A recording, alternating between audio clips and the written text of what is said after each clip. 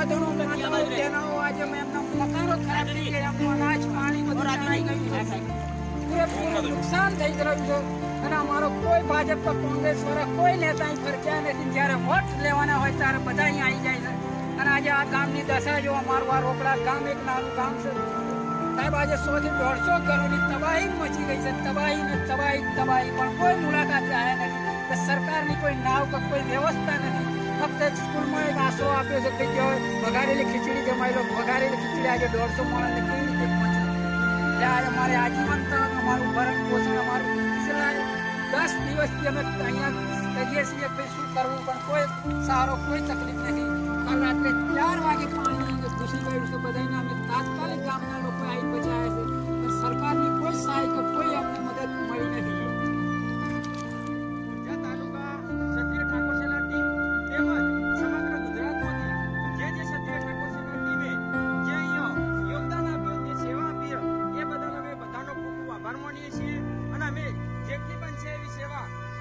તૈયાર છીએ અને સમગ્ર ગુજરાતમાંથી જે ઠાકોર સેના ટીમ અહીંયા જે સેવા આપી રહી છે, રાત દિવસ જે મહેનત કરી અને જે સેવા આપી રહી છે, એ સેવા બદલ ઠાકોર સેનાનો અને ઠાકોર સમાજનો અમે ખૂબ ખૂબ આભાર માનીએ છીએ. બસ કોઈ સહાય નથી મળી રહી અને હજુ ઘણા બધા એવા ગામડા છે કે જ્યાં કરીને ત્યાં કંઈ ખાવાનું પીવાનું કશું કોઈ સપોર્ટ નથી, ત્યાં કોઈ માણસો પહોંચ્યા સરકાર દ્વારા કોઈ વ્યવસ્થા થઈ નથી. અને અત્યારે હાલની પરિસ્થિતિ પણ લોકો એવું કે ઝાડના પાંદડા મળે તો પાંદડા ખાઈને પણ એમના દિવસો ગુજારી રહ્યા છે.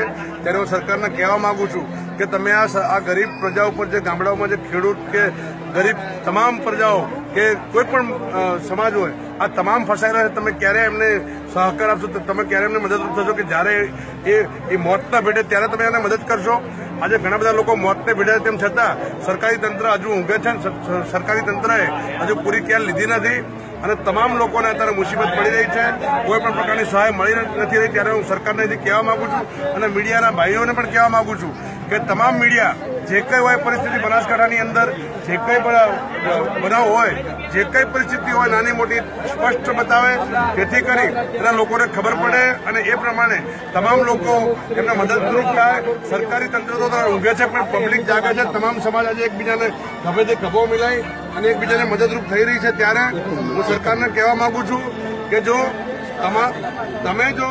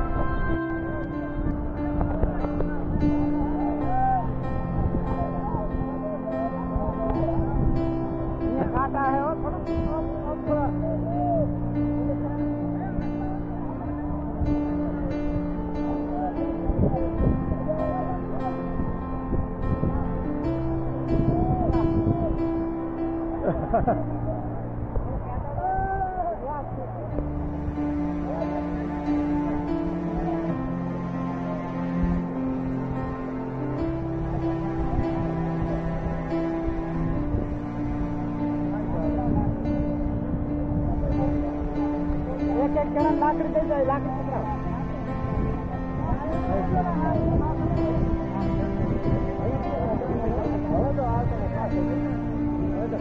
લાકડી લાવી કરો, લાકડી પકડી જાય. લાકડી દઈ લાકડી.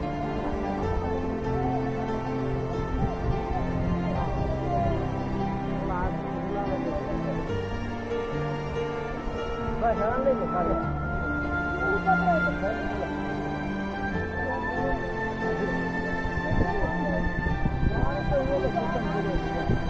શું તમે અમે અહીંયા નીકળ્યા, હમણાં ટ્રેક્ટર લઈ અમે અહીંયાથી જતા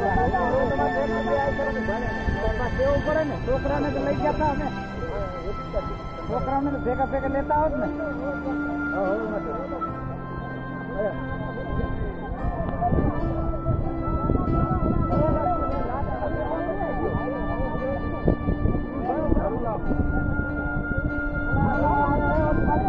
લાઈટ ઓછી કરેલી.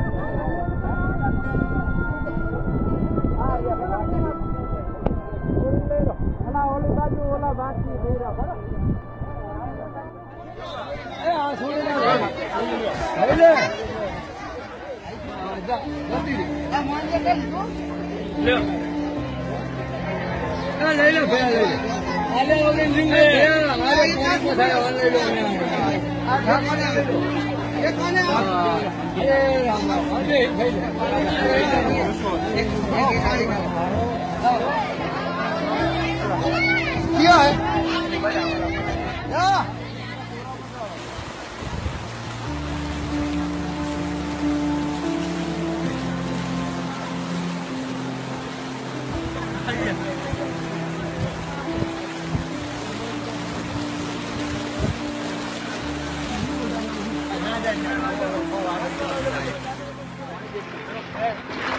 તમારે આવવું પડે જવું પડશે આવી ચાલો ખાલી કરીને તો અહીં લાવે